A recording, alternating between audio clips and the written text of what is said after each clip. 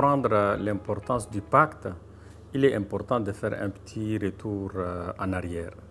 Comme vous le savez, nous avons signé un accord pour la paix et la réconciliation au Mali depuis 3 ans. Depuis que l'aménagement s'est déployé par résolution du Conseil de sécurité au Mali, le renouvellement du mandat était pratiquement automatique. La nouveauté, c'est qu'en juin dernier, lorsque le Conseil de sécurité s'est réuni pour le débat sur le renouvellement du mandat de l'aménagement, au cours du débat, les membres du Conseil ont marqué une certaine frustration.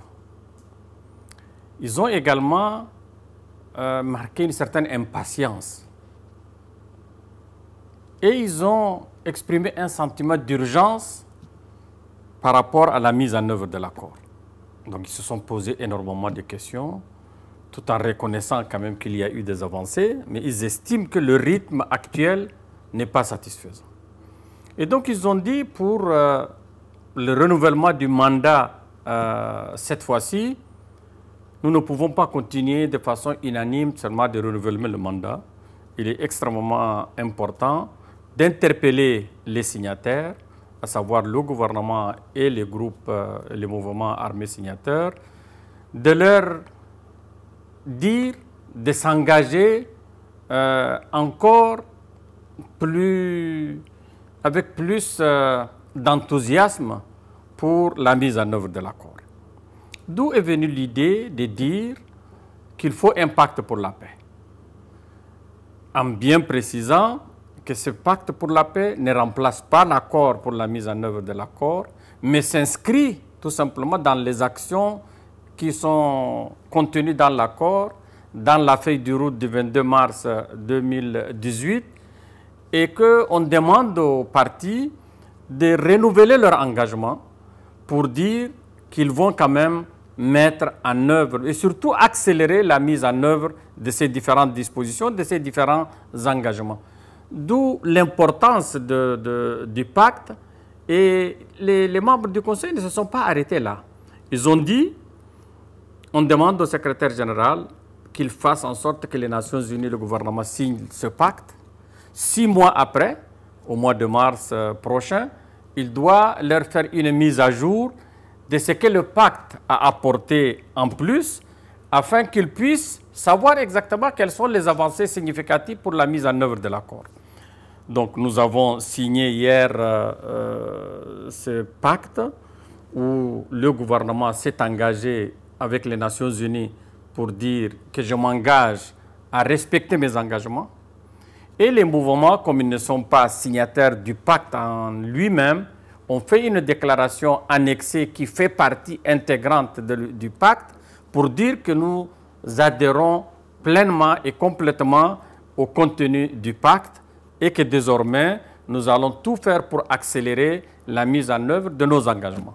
C'est en cela que le pacte marque un pas, à savoir le Conseil de sécurité s'interroge après 3 ans de la signature de l'accord, et les mouvements ou les signataires de façon générale, les 3 parties, disent que non, c'est vrai, nous reconnaissons qu'il y a eu du retard, mais nous renouvelons notre engagement que nous serons fidèles à la mise en œuvre intégrale de l'accord pour la paix et la réconciliation.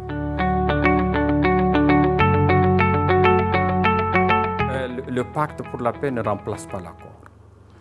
Il prend son naissance à partir de l'accord pour la paix et la réconciliation au Mali, ainsi que de la feuille de route qui a été signée le 22 mars 2018. Mais il les complète. C'est un nouvel engagement, c'est clair. Le deuxième élément, c'est qu'il interpelle les partis signataires et qui se sont engagés ainsi à prendre en compte la question de l'inclusivité. Qu'est-ce qu'elle contient? Nous constatons qu'il n'y a pas de femmes, suffisamment de femmes au niveau des organes de suivi, par exemple, ou de mise en œuvre de l'accord. Les 3 signataires se sont engagés que désormais, ils vont tenir compte de ce quota. Nous avons constaté qu'il n'y a pas suffisamment de jeunes au niveau de ces institutions ou de ces structures. Ils se sont engagés pour que désormais, qu'il y ait plus de jeunes. Ils se sont engagés sur un autre élément qui est dicté aussi par la réalité sur le terrain, à savoir les groupes dissidents, qui sont aujourd'hui armés et nous voulons la stabilité, nous voulons la sécurité, il est extrêmement important de leur laisser une place. Certes, ils ne sont pas signataires, mais aujourd'hui, sur le terrain, ils sont présents. C'est en cela que je dis, nous estimons qu'il ne faut laisser personne au bord de la route, surtout que s'il a une implication sur la sécurité, sur la stabilité. Donc, ces éléments issus également de tous les mouvements, mais qui sont aujourd'hui dissidents ou mécontents de leurs autres collègues, ils devraient être pris en compte aussi bien dans l'intégration que dans la réinsertion et que dans toutes les fois qu'on veut donner un droit au groupe signataire. Donc, il ne faut laisser personne. Ça, ce sont les éléments fondamentaux qui se basent sur la question de l'inclusivité. Maintenant, nous avons dit qu'il faut accélérer la mise en œuvre de l'accord. Parmi l'accélération souhaitée, c'est comment faire en sorte que très rapidement, le processus DDR puisse connaître une fin. À savoir que ceux qui doivent être intégrés dans l'armée doivent le faire, ceux qui doivent être partis à la vie civile doivent être faits. Et au bout de ce processus, c'est que les mouvements signataires vont se déconnecter de leurs composantes militaires. Qu'est-ce qu'ils feront? C'est qu'on leur ouvre le champ pour qu'ils puissent soit adhérer à des partis politiques existants, soit à ce que l'administration leur crée les conditions pour se transformer en parti politique et continuer leur lutte sur le plan démocratique de façon pacifique en s'insérant dans le processus démocratique. C'est ça le sens de l'inclusivité, mais aussi leur permettre de continuer leur lutte en tant que Maliens sur le plan démocratique. Le dernier élément, c'est qui est aussi une innovation apportée par le pacte, c'est que désormais, les décisions ou les arbitrages issus du CSA ou de la médiation internationale doivent être exécutoires pour les partis.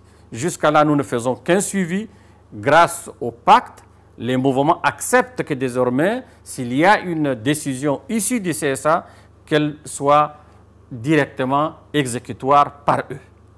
Voilà un peu, du moins, les éléments qu'on peut considérer qui sont des innovations apportées par cet renouvellement d'engagement des partis signataires.